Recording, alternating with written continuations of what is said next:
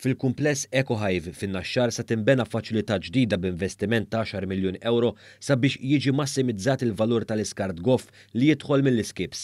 Hawnhekk dan il-materjal se jiġi separat skont it-tip ta' skart u mbagħad jiġi proċessat separatament bil-għan li jiżdied il-valur tal-materjal għall-esportazzjoni.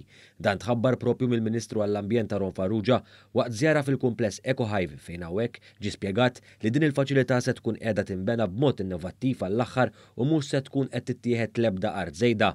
Il-kap eżekuttiv tal-Wasteserv Richard Bilokka qal kif permezz ta' dan il-proġett dwar skart goff, Malta ser tkompli tara tisħiħ fil-qasam tal-iskart. Ser jkun jinbena spazju bejn żewġ miżbliet biex fuqu titpoġġa skip management facility blan aħħari li tnaqqas b'mod drastiku l-ammont ta' skart li jidħol fil-miżbla.